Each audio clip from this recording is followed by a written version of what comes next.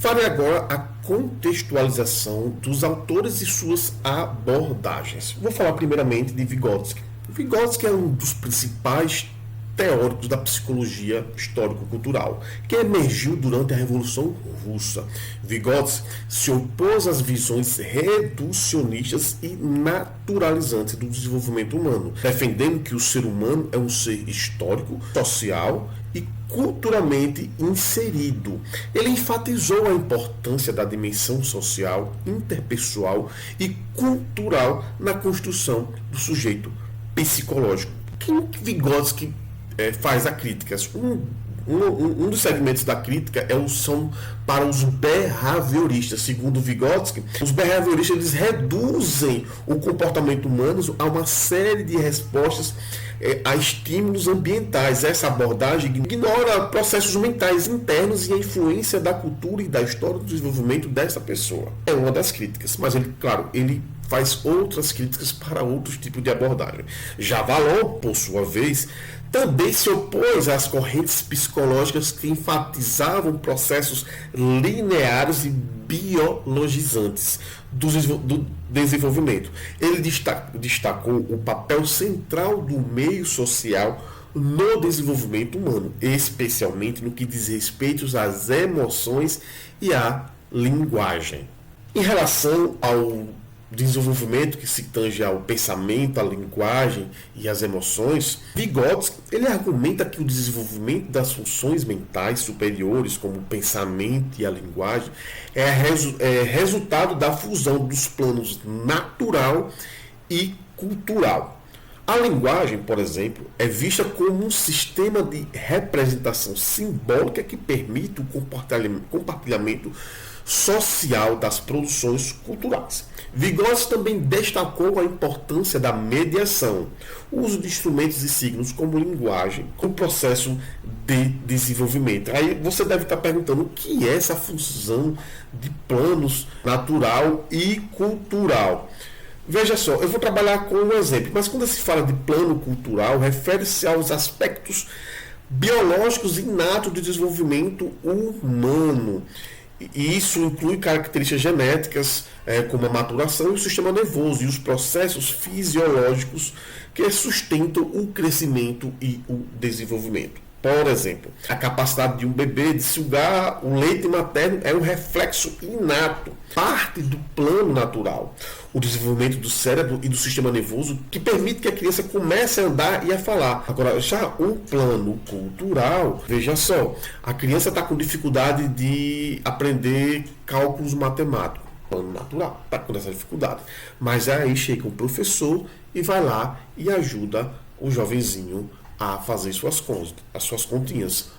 Plano cultural é a fusão. Entenderam? Já Vallon enfatiza a importância das emoções no desenvolvimento humano, especialmente no início da vida. Para Vallon, as emoções são a primeira forma de comunicação entre a criança e o meio social. Ele também destacou a relação íntima entre linguagem e emoções, argumentando que a linguagem é um sistema de sinais adaptável a novos significados que está profundamente ligado ao desenvolvimento humano. Quando uma criança chora, ela está explodindo as suas emoções, né? Isso é logo no início da vida, né? Então, para você ver que a emoção é também uma forma de se comunicar. A criança, como por exemplo, chora, é uma forma, sim, de se comunicar. Intersubjetividade e desenvolvimento. Como o ser humano se desenvolve. Para ambos, Vygotsky e Vallon, o desenvolvimento humano ocorre no campo da intersubjetividade, ou seja, na relação entre o sujeito e a outra pessoa. Vygotsky e Vallon defendem que o sujeito se constitui a partir das interações sociais e que o desenvolvimento é um processo dialético marcado por contradições e transformações. E o que é esse processo dialético? Imagine que você tem uma ideia. Imagine que você tem uma pessoa que compraria a sua ideia. A tese, a antitese, mas aí quando vocês chegam a um denominador comum, ou seja, extrai as contradições e vê os pontos em confirmação, aí vocês criam a síntese. Isso é a dialética. Vygotsky introduziu o conceito de zona de desenvolvimento proximal, que se refere à distância entre o que uma criança pode fazer sozinha e o que ela pode fazer com a ajuda de um adulto ou um par mais experiente. Isso destaca a importância da interação social no processo de aprendizagem. Já Vallon destacou o papel das emoções na construção da consciência de si a partir do outro. Para Vallon, as emoções são fundamentais para a socialização e para a construção da identidade do sujeito. Imagine só você ter uma criança ou um adolescente que não consegue interpretar se você está realmente triste ou feliz, né? E é necessário você entender as emoções do próximo para você conseguir construir uma interação. As contribuições para a educação. Vygotsky, sua teoria tem implicações importantes para a educação, especialmente no que diz respeito ao papel do professor como mediador no processo de aprendizagem. Ele defende que a educação deve promover o desenvolvimento das funções mentais superiores, que eu falei anteriormente, como o pensamento crítico e a capacidade de generalização.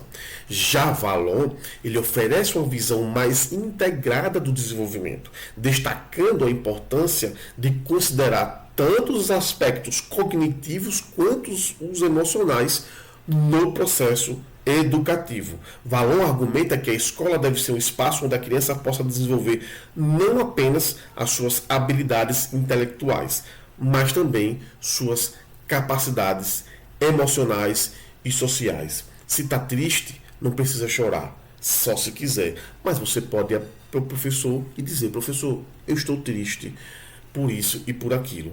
É uma forma de você desenvolver os aspectos emocionais. Entre Vallon e Vygotsky, há suas convergências e há suas divergências. Vou falar primeiramente das convergências. Ambos os críticos compartilham uma visão dialética do desenvolvimento, enfatizando a importância do meio social e das interações humanas. Eles também concordam que o desenvolvimento é um processo contínuo e dinâmico, marcado por rupturas e transformações. Agora, suas divergências é que, enquanto Vygotsky dá mais ênfase aos aspectos cognitivo e à linguagem como ferramenta de mediação, Vallon coloca maior foco nas emoções e na afetividade como elementos centrais no desenvolvimento humano. Quais são as implicações para a psicologia escolar em relação a esse debate que tivemos hoje? Bom, para Vygotsky, sua teoria sugere que os psicólogos escolares devem atuar como mediadores, ajudando a criar ambientes de aprendizagem que promovem o desenvolvimento das funções mentais superiores. Isso inclui a utilização de estratégias que estimulem a colaboração entre os alunos e a resolução de problemas de forma coletiva. Vallon sugere que os psicólogos escolares devem estar atentos aos aspectos emocionais e afetivos dos alunos, criando um ambiente escolar que acolha e promova o desenvolvimento integral da criança, incluindo suas dimensões sociais. Se você chegou até o final, por favor, curta, comente, compartilha, faça com que minha mensagem chegue a mais pessoas. Muito obrigado.